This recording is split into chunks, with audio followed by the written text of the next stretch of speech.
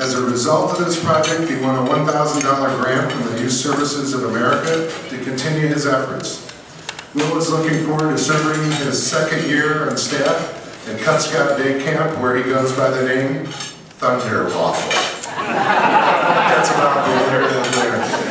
In addition to the scouting activities, William was on the freshman football, wrestling teams, and the varsity track team. William?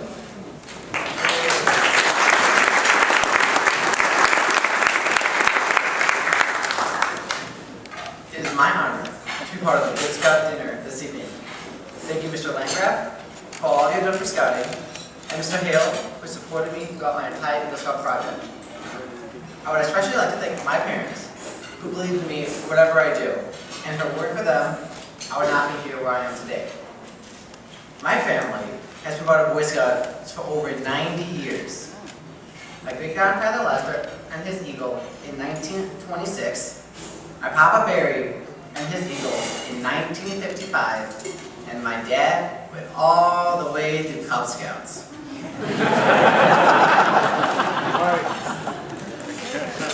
I earned my eagle in 2013, and right now, my little brother Ben has earned the rank of tenderfoot, and one day, he hopes to become an Eagle Scout just like me. I can't believe it's almost been 10 years since I first became a Tiger Scout. My ambitions and purpose in life have changed, but one goal stayed the same with me, earning the rank of Eagle, and I'm proud to say that I'm an Eagle Scout. I have a question for all of you. How many of you have ever read or sent a text while driving? Please raise your hand. A lot of you. Thank you for your honesty. My Eagle Scout project was a campaign to educate the people on the dangers of distracted driving. I chose this topic because in February 2013, I was a passenger in a distracted driving accident. My mom was driving, and she looked down at her phone for just 1 second, and she hit the car in front of her. Luckily for everybody, no one was hurt. But it's something as simple as looking down at your phone for just a split second could cause much more damage than just your car. And at that moment, I realized what I want to do for my Eagle Scout project, to raise awareness of distracted driving. My project started as a local community effort in our hometown of Grace Lake, Illinois. I raised awareness by marching the Memorial Day Parade, where me and my friends had over 100 people show up just to support me and walk the Memorial Day Parade, chanting no texting and driving.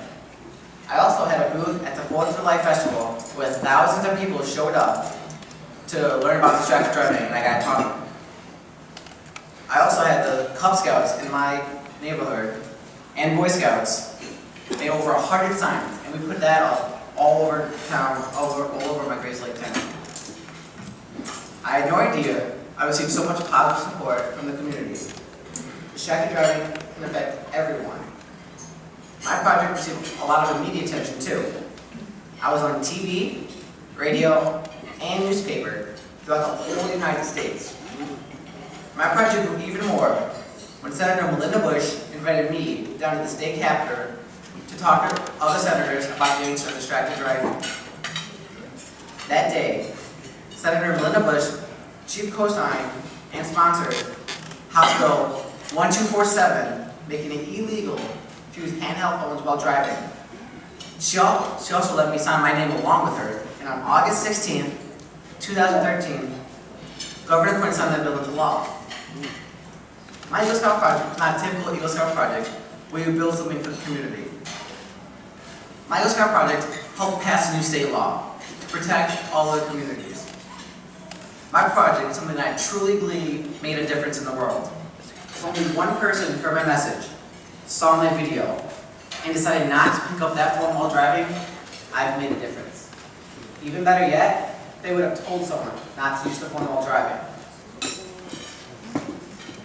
One of my most memorable merit badges that I almost completed my first year of scouting. It was called Wilderness Survival.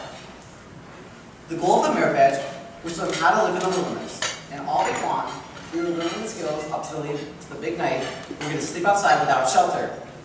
That night started off great. Me and my friend Joey thought, how hard could this be? It's only one night of camping. But then it got dark.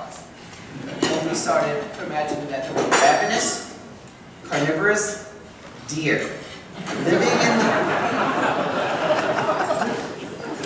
in the woods who wanted to eat us.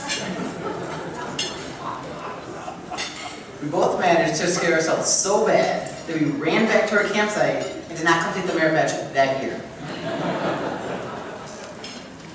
I'm happy to say, 1 year later, we both successfully completed the merit badge and were not eaten by deer. Now, many years later, we both laughed about that night because of all the animals that lived in the Camp Cosmo, like bears and wolves. We were afraid of a deer. On November 21st, 2013, my life changed for both the better and the worse. On that day, I completed my Eagle Scout Order Review and was officially an Eagle Scout. I had earned my childhood goal and was feeling awesome about that night.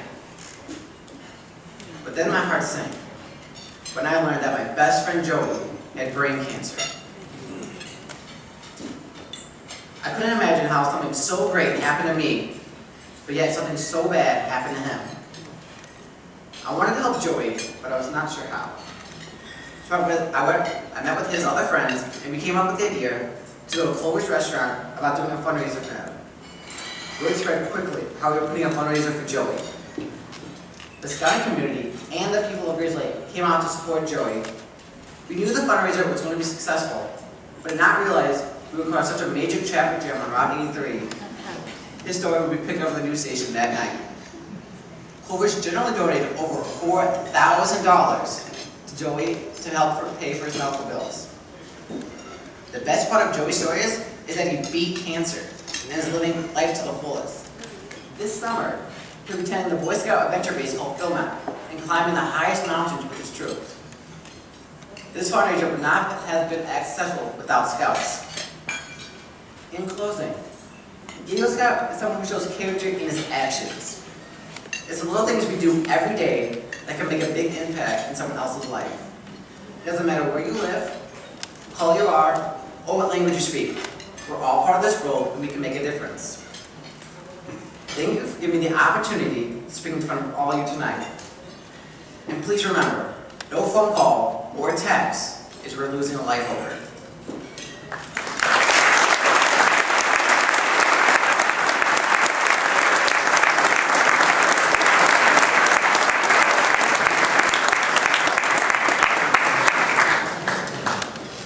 Wow, it's tough.